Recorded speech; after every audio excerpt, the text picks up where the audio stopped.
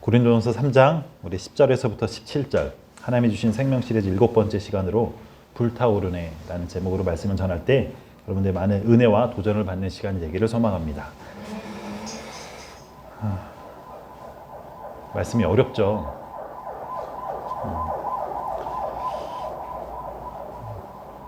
아내가 지난주에 그러더라고요. 언제까지 고린도전서 할 거냐고. 말씀이 한번 딱 읽었을 때 우리가 좀 이렇게 쉬운 말씀, 우리가 받아들이기 좀 쉬운, 실제로 신약 성경이 그렇게 어려운 성경이 아닌데 그 깊이를 따져보면 신약 성경처럼 어려운 말씀이 없습니다. 특히 고린도전서는 더더욱도 그래요. 복음서는 예수님께서 직접 그 계시를 말씀하셨기 때문에 그렇게 어렵지가 않아요.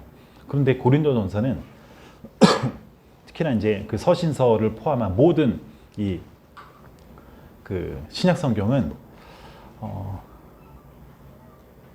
그 안 보이는 예수 그리스도의 계시를 이 바울 저자를 통해서 나타나는 게 실제로 너무 어려워요. 저도 이 말씀 해석하는데 또 주님께서 열어주는 것만큼 주님께 그렇게 기도를 했고, 열어주는 것만큼 우리에게 주님의 놀라운 은혜가 임해달라고 그렇게 기도했더니 주님께서 조금 열어주시더라고요. 그러니까 우리의 신앙생활, 고린도전서에 나타난 그 고린도 교인들도 마찬가지지만 신앙생활을 하는 데 있어서 어떤 마음으로 신앙생활을 하느냐에 따라 신앙생활이 어렵기도 하고요, 또한 쉽기도 합니다. 종교 지도자들이 예수님과 대화를 하면서 그들은 심각한 고민에 빠지게 되어져요.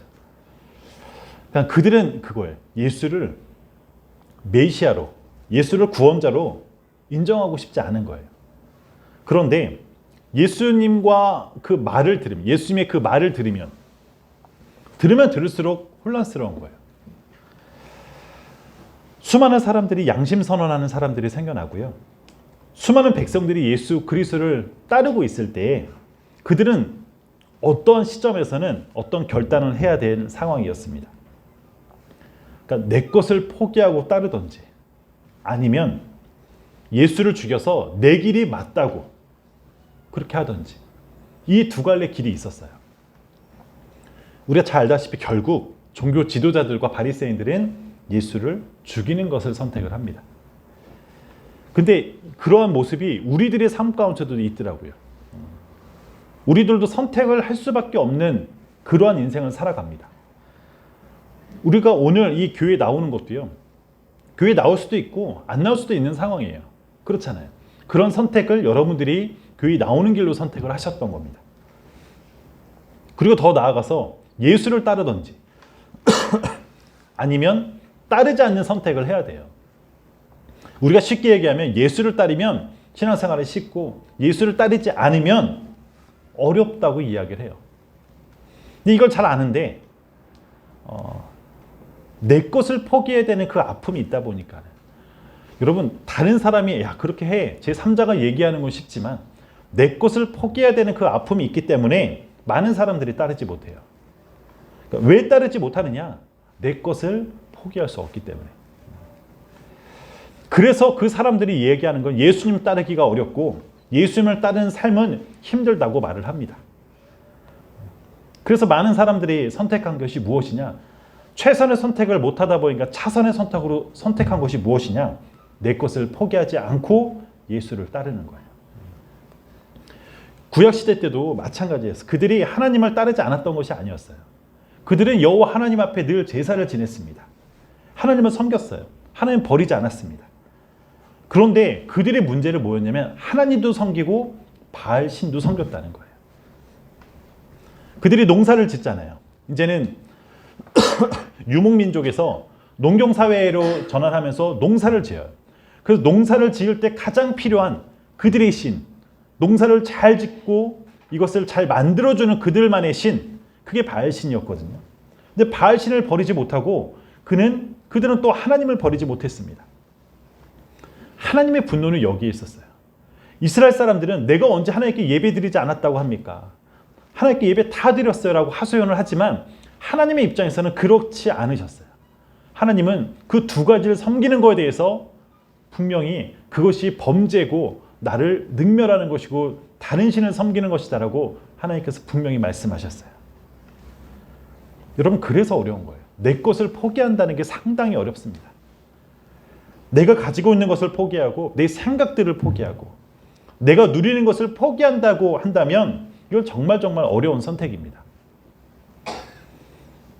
그런데 여러분들이 아셔야 되는 것은 실상 내 것을 포기하면 더 많은 것을 부어주시려는 그 예수 그리스도의 계획이 분명히 있으세요. 내 것을 포기하면 다 잃은 것 같지만 실상은 몇십 배, 몇백 배로 더 많은 축복을 예비하고 계십니다. 내 생각을 포기하면 바보처럼 보이지만 실상은 더 많은 지혜를 주시고 더 많은 능력을 부어주시는 분이 우리가 믿고 있는 하나님이에요.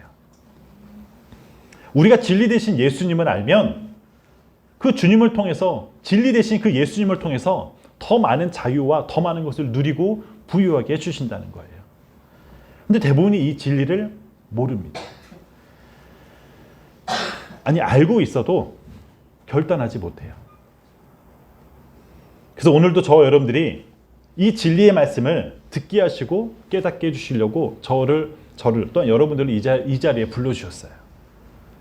실상은 더 많은 것, 실상은 더 좋은 것 부어주시려고 우리 주님의 그 마음을 알아가는 그런 귀하고 복된 이 예배 시간 얘기를 간절히 소망합니다.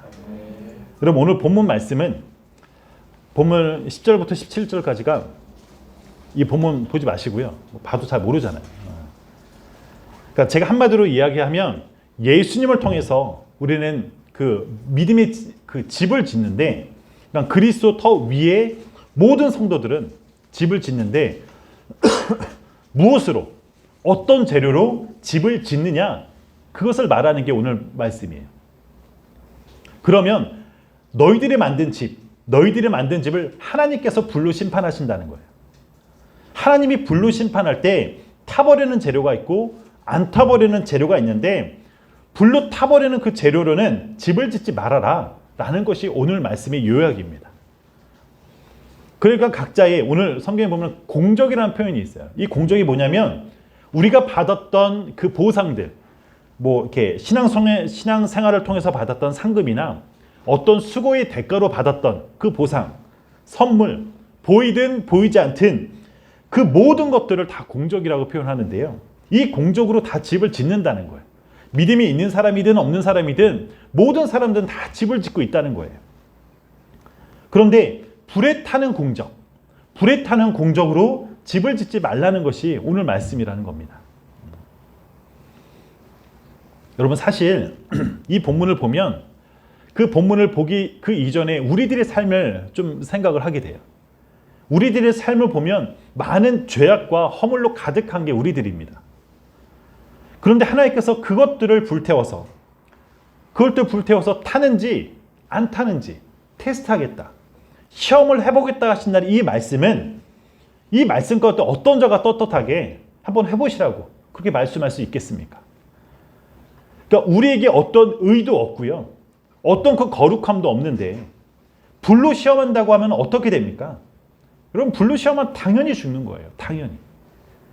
우리에게 생명을 주시고, 우리가 지금 생명 시리즈 생명을 주신 하나님을 우리가 배우고 있는데, 생명을 주신 하나님이라고 하면 이런 무시무시한 불로 시험에서는 안 되는 거예요. 왜요? 불로 시험하면, 불로 한번 나가면 아무도 통과할 자가 이 세상에 없기 때문이에요. 그러니까 불로 시험한다는 이 말 자체는 너무나 잔인하고 가혹한 말입니다. 우리를 구원해 주시는 하나님, 생명을 부어주시는 하나님, 그러면 우리가 생명을 더욱더 풍성하게 주시는 그 하나님을 기대하는데 불로 시험하신다면 우리가 어떻게 생명의 하나님이라고 말할 수 있겠습니까? 아까도 얘기했지만 우리의 삶은 죄악 투성이라는 거예요. 허물뿐이라는 거예요. 그것을 가리우고 그것을 없애주셔야 우리가 아까 찬양 드렸던 것처럼 우리가 기뻐할 수 있는 것이고 생명을 얻어서 살아갈 수 있는 것이에요. 이 연약한 우리들에게 불로 시험한다는 이 말씀은 그냥 너희들은 죽어라 라는 말과 같습니다. 죄인인 모든 인간들에게 불 앞에서 생명을 유지할 사람은 아무도 없습니다. 그냥 생명을 안 주겠다는 말과 같아요. 인간이 의를 행하는 것보다, 우리가 의를 행하는 것보다 죄를 행하는 것이 훨씬 더 많은데, 죄를 지은 모든 그 사람들이 모두 불로 태운다면 과연 무엇이 남을까요? 여러분, 성경에서 말하는 우리들의 인생은요, 나무와 같고 집과 같고 풀과 같은 그 사람들이 바로 인간들이에요. 우리들은 이 강력한 불에 타버리는, 아무것도 남지 않고 다 타버리는 나무와 같은 사람, 풀과 같은, 집과 같은 사람이 바로 우리들입니다. 불에 남지 못하는 인생이에요. 여러분, 이 말은 협박을 넘어서 공포예요. 공포. 모든 인간들이 이런 하나님이 나타나기를 원하지 않으셨어요. 고린도 교회 교인들은 어떠했을까요? 그들은 나름대로 열심히 신앙생활을 한다고 생각했어요. 그들이 뭔가 놀라운 기적을 또한 체험했어요. 하나님의 놀라운 그 신유의 은사도 그들은 직접 맛봤던 사람들이 다른 데는 나타나지 않았는데 고린도 교회만은 나타났어요. 그것은 하나님의 임재가 강하게 역사했는데 그 역사한 그들을 향해서 당신들은 불로 태워 죽인다. 그 말을 들었을 때 심정은 좌절이에요. 좌절. 좌절을 넘어서 내가 믿고 있는 하나님이 정말로 무시무시한 공포의 하나님이구나. 그렇게 공포 속에 떨 수밖에 없습니다. 그러니까 모든 사람들이 죄를 지으면요, 하나님 보기를 무서워하고 두려워하잖아요. 하나님의 이 심판이라는 단어, 불이라는 단어는요, 너무나 두려운 거예요. 여러분, 우리가 고린도전서를 지금 계속 보고 있고 우리 지난 시간에도 열왕기하를 보고 있잖아요. 근데 고린도전서를 보던 구약 성경의 그 열왕기하를 보던 성경의 공통점이 있습니다. 공통점. 바로 예수 그리스도. 우리 주님이 어떤 성경을 보더라도 드러나야 되는 거예요. 그러니까 주님이 주인공 되셔서 성경을 읽고 있는 우리들, 저와 여러분들에게 그 주님의 마음을 전달해주고 싶은 것을, 그 심정을 발견해야 그 심정을 깨달아야 되는 것이 우리가 성경을 볼 때마다 깨달아야 되는 거예요. 여러분, 지금 이 불은 우리에게 죽음을 주는 불은 절대로 아니에요. 우리를 책망하기 위해서 주는 그 시험의 불이 아닙니다. 우리의 관점으로는 불이란 심판 앞에서 우리는 두려워 떨 수밖에 없지만 그 주님의 관점, 예수 그리스도의 관점으로는 그 불이, 그 이유는 모르지만 나를 죽이려고 하는 그 불은 절대로 아니라는 거예요. 우리들은 이 세상에 살아갈 때 수많은 죄악 때문에 당연히 하나님의 불이 임하면 다 탑니다. 그래서 하나님은 우리들이 죄를 짓지 않도록, 저와 여러분들이 죄를 짓지 않도록 보존하시고 지켜주셔서 나의 생명을 풍성하게 해주시겠다는 것이 바로 주님의 의도라는 거예요. 그러니까 성경에서 말하는 주님의 의도, 성경에서 말하는 주님의 생각은 불로 죽이는 것이 아니라 불로 너희를 지켜주겠다는 뜻입니다. 여러분, 어떻게 나를 이 불로 태워서 지킨다는 거예요? 어떻게 하나님이 나를 태우십니까? 왜 하나님이 태워서 나를 지키는 거예요? 왜 하나님께서 나를 불로 시험하셔야 합니까? 거기에 대한 답은 우리들은요, 내 인생에서 우리가 살아가다 보면은 우리 모든 사람들은 불순물이 절대로 사라지지 않습니다. 사람이 우리 안에 그 불순물이 제거되지가 않아요. 그게 모든 사람들이 그래요. 아무리 경건하게 생활하고 기도 생활하고 수많은 노력을 한다 할지라도 우리들의 죄는 사라지는 것이 아니라 점점 쌓여져만 갑니다.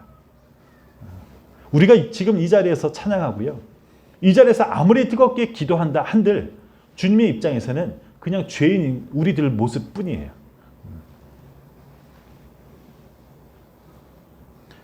여러분, 12절에 나와 있는 말씀처럼 나무나 풀이나 집은 불에 타버리잖아요.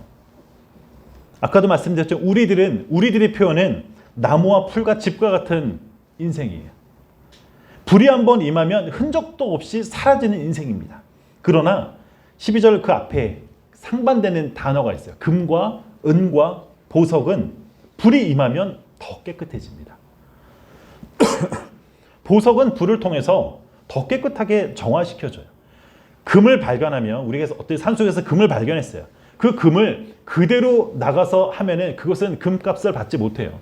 금은 그 순도 99.999, 그러니까 순도 100%의 금으로 되어질 때 그 값을 받는 거거든요. 금이 금다워지려면 결국에는 불을 쐬야 그 불순물이 다 제거되는 것입니다. 결국 이 말씀은 하나님을 모르는 자들에게, 하나님의 모르는 자들에게 불이 임하면 나무처럼 풀처럼 집처럼 다 타버리지만 생명 주신 그 하나님을 아는 자들에게 불이 임할 때 금과 은과 보석처럼 그 불순물을 제거해 주시고 또한 더 깨끗하게 정화시켜 주시기 위해서 불을 준비해 주셨다는 것입니다. 더 깨끗하게, 더 존귀하게 우리를 만들어 주시고자 하는 하나님의 마음이자 하나님의 심정이십니다. 여러분, 그래서 하나님께서 우리 성도들을, 저와 여러분들을 성전이 되도록 역사하십니다. 그게 16절 말씀이에요. 너희는 너희가 하나님의 성전인 것과 하나님의 성령이 너희 안에 너희 안에 계시는 것을 알지 못하느냐. 우리가 성전이 되어지는 것은 술 하지 않고 술 먹지 않고 담배 피지 않아서 우리가 성전이 되어지는 것이 아니라 하나님의 역사로 인해서 어떤 불로도 타지 않는 보석으로 만들어졌기 때문에 우리가 성전이 되어집니다. 그래서 우리가 바로 보석이고 보석이 곧 성전입니다. 우리 안에 하나님이 가득할 때, 예수 그리스도가 가득할 때 어떤 불로도 보석 같은 우리들을 태울 수 없다는 거예요. 오늘 말씀을 보면 어떻게 보면 가장 심플한 말씀이에요. 불로 모든 사람들, 불의 심판으로 모든 사람에게 임한다는 거예요. 그 세상에 예수를 믿던 예수를 믿지 않았던 모든 사람에게 불이 임합니다. 불의 심판이 임해요. 그러니까 지옥을 말하는 불의 심판이 뿐만 아니라 우리 인생을 사는 데 있어서 시험이나 우리가 사는 데 테스트나 수많은 문제들 또한 이렇게 말을 해요. 그러니까 나무와 풀과 이 집과 같은 우리들에게 하나님을 믿는 이 하나님을 믿으면 하나님의 역사로 내 신분이 바꿔준다는 거예요. 어떻게 해요? 무엇으로? 금과 은과 보석으로. 예수를 믿지 않으면 나는 나무 같은 풀과 또한 이게 집과 같은 내 모습이 그 예수로 인해서 나를 금과 은과 보석으로 바꿔주시는 이 놀라운 주님의 말씀을 여러분들이 함께 깨달을 수 있는 여러분이 되기를 간절히 축원합니다. 그러면 보석이 된 우리들에게, 여러분들에게 불이 임하면 타버리는 것이 아니라 더욱더 깨끗하게 정화시켜주는 거예요. 내 안의 불순물을 정화시켜주는 거예요. 우리 주님이 이거를 알려주고 싶으셨습니다. 여러분, 생명이 하나님의 역사가 없으면 우리는 불에 타버리는 그런 인생입니다. 그냥 죽어버리는 그런 인생뿐이에요. 불에 타서 죽을 수밖에 없고 그 두려움 속에 빠져서 살 수밖에 없는 인생을 우리는 살아야 됩니다. 영화 지옥이라는 영화 넷플릭스에서 하는 걸 좀 봤어요. 제가 지난주에 잠깐 얘기 드렸지만 이 영화의 특징이 뭐냐면 온전히 지옥에만 초점이 맞춰져 있어요. 그러니까 우리나라는 이런 정서나 잘 안 맞는데 이게 서양 사람들이 왜 좋아하는지 조금 알겠더라고요. 영화를 처음부터 끝까지 보면 그 내용이 어떻게 전개가 흐르냐면 두려움만 가득하게 영화를 볼 때마다 그래요. 갑자기 천사가 나와서 용주에게 너는 3일 뒤에 죽는다. 3일 뒤에 3일 저녁 10시에 죽는다.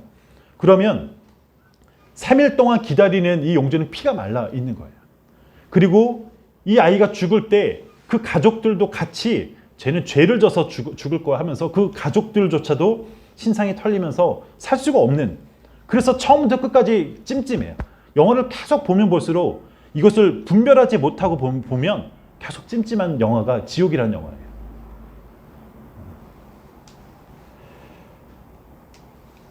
그럼 두려우니까 나도 지옥에 가지 않을까라는 생각들 당연히 하게 되죠.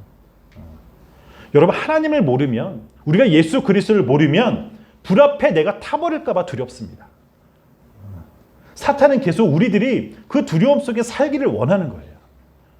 너 이런 죄를 졌잖아. 너가 어떻게 천국을 가?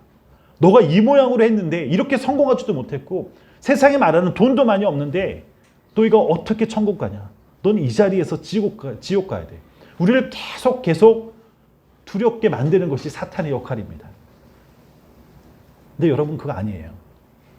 하나님을 믿는 자, 우리 안에 예수 그리스도를 믿는 자에게 불의 심판을 한다 할지라도 하나님의 성전된 우리들, 하나님의 보석으로 만들어주신, 보석으로 바꿔주신 우리들에게 전혀 타지 않고 지켜주겠다는 이 말씀을 여러분들이 믿을 수 있기를 축원합니다. 이 말씀은 두려움을 주려고 하시는 말씀이 아니었어요. 계시록의 말씀도 보면 우리가 지옥과 천국과 불 계속 나오잖아요. 계시록은 항상 두려운 거예요. 많은 사람들이 계시록을 인용하면서 너 이렇게 살면 지옥 가. 그런 말씀으로 계시록의 말씀을 우리는 받아들였어요. 죄의 심판에 대한 말씀, 이 불의 심판, 불로 심판한다는 이 말씀은 연약한 사람들, 하나님을 믿지 않는 자들에게는 공포의 말씀으로 들려집니다. 여러분, 하나님을 모르면 무서운 말씀이 되어지고 하나님을 모르면 두려운 말씀이에요. 그래서 그들이 선택하는 게 예배를 잘 드려야, 더 잘 드려야 된다고 이야기를 합니다. 왜요? 두려워서. 하루에 5번씩 드려야 되고 드릴 수 있는 모든 예배를 드려야 된다고 이야기합니다. 헌금도 더 많이 드려야 돼요. 기도도 40일 특별 새벽 기도에는 1년에 2-3번씩 해야 돼요. 사순절, 제가 나중에 그 사순절에 대해서도 한번 이야기를 할게요. 사순절 특별 기도에도 해야 되고 저녁 기도회며 또 뭐죠? 릴레이 기도회며 금식 기도회며. 여러분, 제가 기도나 예배가 나쁘다, 제가 이렇게 말씀드리는 거 절대로 아닙니다. 예배와 기도가 나쁘면 제가 이단이에요. 그런 말 드리는 게 아니에요. 하나님을 모르고 드려지는 예배, 하나님을 모르고 드려지는 그 기도는 결국엔 뭐냐? 자기 공로예요. 자기 공로. 내가 이렇게 열심히 했는데, 내가 이렇게 열심히 헌신했는데 하나님이 역사해 주셔야 되고 하나님의 기도 들어주셔야 돼. 제가 지난주에 말씀드렸죠. 내가 심고 내가 물 주는 것은 그저 지극히 작은 일 뿐이에요. 어떤 의미조차가 없어요. 우리가 드려지는 예배나 우리가 드려지는 그 모든 것들은 의미 없이 드려지는 거예요. 의미 없이. 내 수고와 내 노력과 그런 모든 것의 대가가 우리를 자라나게 하는 것이 아닙니다. 내가 예배로 나를 구원해 주신, 나를 선택해 주신 그 하나님께 감사의 표현, 고백을 드리는 것이지, 내가 40일 특별 새벽 기도했기 때문에 무엇을 바란다면 그것은 솔직히 말씀드려서 저주받을 일이에요.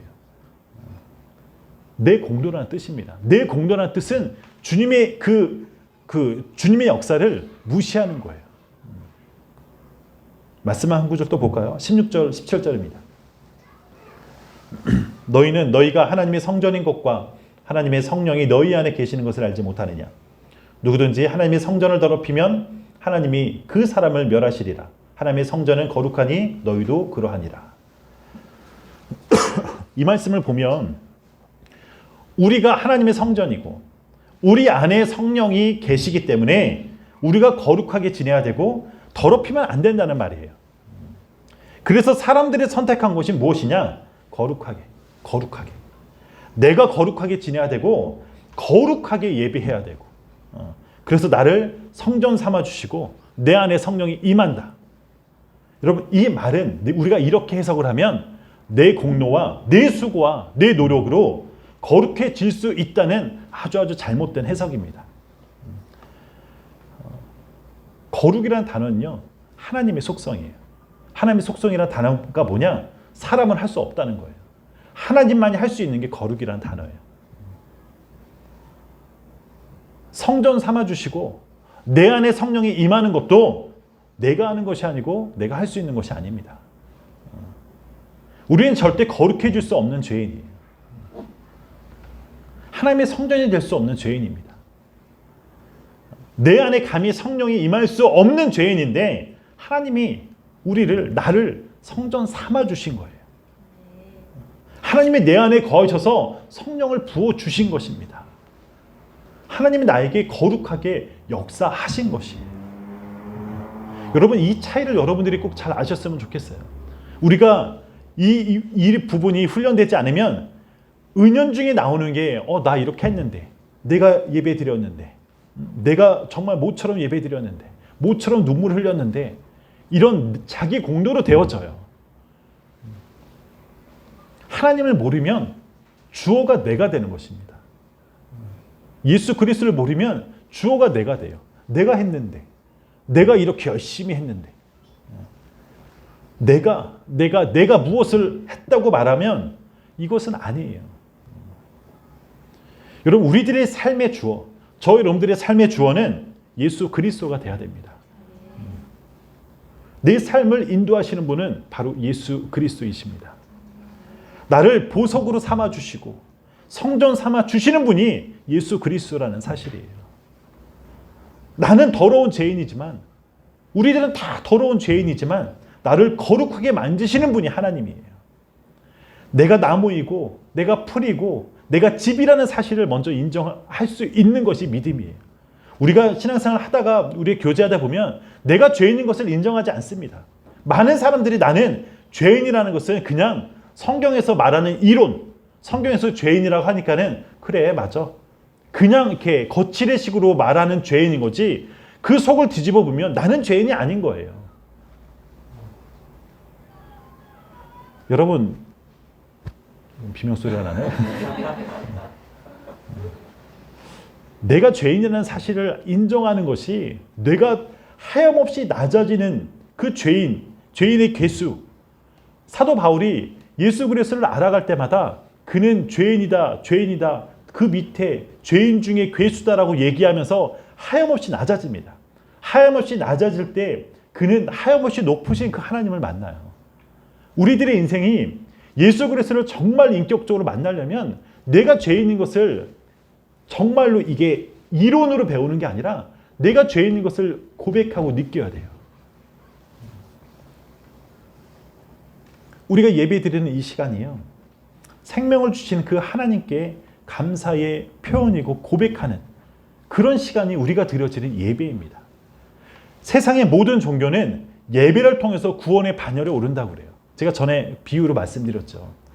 에베레스트 그 산에 올라갈 때 그 사람들은 한 발짝 한 발짝 그 예배라는 것을 통해서 올라간다고 그래요. 그래서 이슬람은 하루에 5번씩 예배를 드려서 하루에도 정해진 그 5번의 예배의 시간을 드려야 돼요. 그래야 그들이 한 발짝 한 발짝 올라갈 수 있다고 고백을 해요. 그런데 우리가 믿고 있는 이 기독교는 그 예배를 드리는 그 순간 우리는 벌써 정상에 올라가 있다는 거예요. 예수 그리스도를 믿으면 정상에서부터 우리는 시작되는 거예요. 그래서 그런 수고와 노력이 아니라 우리는 정상에서 그냥 이 높은 자연에서 감사하고 고백하고 표현하는 것밖에 없는 거예요. 물론 감사의 안에 헌신도 들어가고요, 우리가 뭐 봉사도 들어가고 물질도 다 들어가죠. 여러분, 이 순서가 깨지면 억울하게 되고 화가 나고 은혜가 안 되는 거예요. 은혜가 없는데 감사하라 하고 은혜가 없는데 헌신하라고 하면 내가 화가 나는 거예요. 내 안에 이게 선순환이 안 되는 거예요. 구원의 기쁨을 느끼는 게 먼저입니다. 나를 사랑하시고 이 보잘것없는 죄인인 나를 구원해 주심을 아는 게 먼저예요. 내가 이 교회에 나와준 것에 당신들은 감사해야 돼, 그것이 아니라는 거예요. 나를 사랑하신 그 주님, 나처럼 보잘것없는 자를 세워주시고 그 예수 그리스도를 알면서 그것을 믿게 하시고 생명을 부어주신 것을 아는 게 먼저라는 겁니다. 죽어 마땅한 죄인이에요. 죽어 마땅한 죄인인 나를 선택하셔서 이곳 가운데 불러주셨고 주님의 그 사랑의 음성을 듣는 게 먼저라는 사실을 여러분들 깨달으셔야 됩니다. 사랑하는 성도 여러분, 우리가 하나님 중심으로, 예수 그리스도의 중심으로 그 관점을 바꾸는 게 솔직히 어려워요. 그렇게 쉽지가 않아요. 그런데 점점점 하나님이 그렇게 바꿔주십니다. 예수님의 말씀을 들으면, 예수 그리스도만 증거되는 그 진주어되는 하나님을 우리가 그 말씀을 들으면 우리 생각들이 점점 바꿔주세요. 내가 바꾸려고 수많은 노력을 해도 안 되는 게 사실이에요. 그런데 내 안에 예수 그리스도를 고백하고 내가 죄인인 것을 고백하면 그 주님께서 점점점 바꿔주시더라고요. 그래서 우리가 찬양으로 고백하고 기도로 고백하게 되어집니다. 하나님을 표현하는 것, 하나님을 드러내는 것을 절대로 부끄러워서는 안 됩니다. 내가 막 찬양할 때 박수 치고 있어. 내가 미쳤나 봐. 그거 아니에요. 어색할 수 있죠. 당연히. 처음에 제가 연구소 가는데 막 이렇게 한 30cm, 40cm 막 뛰더라고요. 저는 이렇게 땀 나면서 찬양하는 게 싫었어요. 그렇게 에어컨을 세게 트는데도 전 그렇게 하는 게 너무 좀 싫었어요. 제가 아는 목사님은 여기서부터 저까지 왔다 갔다 하면서 찬양을 하는데 제가 그 모습 보고 너무 놀랬어요. 그 조그만 여자 목사님이신데 나이는 60이 넘으셨어요. 그런데 여기서부터 저까지 이렇게 만세하면서 찬양하는데 어느 순간 제 자신이 부끄럽게 좀 되어지더라고요. 정말로 다윗이 그 주님 때문에 춤을 출 때의 그 모습이 저는 설마 그런 생각이 더 많았거든요. 근데 아니더라고요. 어색할 수 있지만 이제는 편하지 않는 것이 어색해야 됩니다.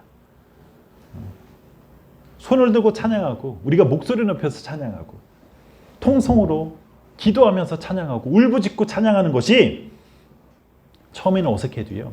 내가 표현하고 내가 고백해야 내 안에 주님이 더욱더 강하게 성령이 더 임재하시고 더 강하게 역사하십니다. 교회에서 거룩하게 있는 인간들 봤죠. 목회자들, 장로들. 우리 교회는 목회자, 저 말고 다른 목회자가 없고 장로가 없어서 이런 얘기 하는 거예요. 거룩하게 있는 인간들, 거룩하게 있는 그 인간들은 은혜 주지 않습니다. 절대로 은혜 주지 않습니다. 찬양을 예배의 시작으로 알지 않냐고, 그냥 그 꽹가리 악단으로 너희들은 미리 해. 나는 중요한 말씀 전할게. 그거 아니에요. 저는 기회만 된다면 찬양만 한두 시간 하고 예배 시간 없어도 돼요. 우리가 더 주님 앞에 기뻐서 예배 드리고 감사의 표현이 예배인데 우리 예배의 가장 중요한 시간이 뭐가 돼야 됩니까? 설교 시간이 아니라는 거예요. 우리가 더 내가 어떻게 고백할 수 있는지 찬양하고 기도하는 시간이 더 핵심 포인트지 설교 시간이 아니라는 거예요. 그저 나를 선택해 주시고 나를 구원해 주신 것에 감사하면서 고백하는, 그래서 눈물을 흘리는 당신의 종들에게 더 풍성한 은혜를 부어주십니다. 사랑하는 성도 여러분, 교회가 은혜가 있으면 나머지는 조금 부족해도 그 은혜가 다 덮어주더라고요. 목회자가 좀 부족하고 교회의 그런 형편이나 상황들이 좀 부족해도 주님의 그 은혜가 넘치면 그 부족함이 드러나는 것이 아니라 그 은혜로 덮어주더라고요. 은혜가 넘치면 전부 덮어지지만 은혜가 없으면 사사건건 걸리는 거예요. 사사건건. 반찬이 왜 이러냐는 둥, 찬양이 왜 이러냐는 둥, 옷을 왜 저 따위로 입었냐는 둥. 은혜가 없으면 그런 것들이 하나하나 걸려요. 제가 늘 똑같은 옷만 입는다고 누가 계속 뭐라고 해서 똑같은 게 아니라 난 그 색깔이 그냥 편한 거 입는 건데, 그래서 장모님이 사주셨어요. 하도 똑같은 것만 입어서 그런지. 그러니까 은혜가 없으면 이것도 걸려. 저 인간은 맨날 넥타이 저거만 하나, 옷 저거만 입나. 은혜가 없으면 걸리는 것만 투성이에요. 솔직히 그렇지 않나요? 우리가 은혜가 넘치면 문제될 게 하나도 없는데 은혜가 결국에는 은혜를 받지 못하기 때문에 성도들이 삐그덕 거리는 거 아닙니까? 여러분, 근데 이 은혜가 어디서 옵니까? 은혜가 충만하게 되는 것을 어디서 와요? 은혜가 있으면 두려움이 사라지고 걱정이 사라지는데 불의 심판이 이 시험에 와도 오히려 기뻐요. 왜요? 나를 태우려는 것이 아니라 나를 깨끗하게 정화시키려는 그 주님의 마음을 알기 때문이에요. 그래서 우리에게 불의 심판이 오든 그 문제가 오든 주님께서 나에게 또 복 주시려고, 나의 더러운 부분들을 깨끗하게 해주시려고 주님께서 나를 만져주시는구나. 우리는 그렇게 느낄 수 있는 거예요. 하나님의 성령, 하나님의 성전과 하나님이 임하는 성령은 곧 예수 그리스도가 내 안에 충만할 때입니다. 하나님이 주시는 그 은혜는요, 내 안에 예수만 충만할 때 하나님께서 은혜를 부어주십니다. 내 안에 예수가 충만할 때 예수가 나를 부유하게 만들어 주십니다. 예수님이 나를 부족하지 않게 해주세요. 예수님이 나에게 생명을 부어주셔서 또 은혜를 넘치게 해주십니다. 이 놀라운 그 주님을 찬양으로 함께 영광 드리는 기억하고 복된 시간 되기를 간절히 축원합니다. 우리 함께 찬양 드릴게요.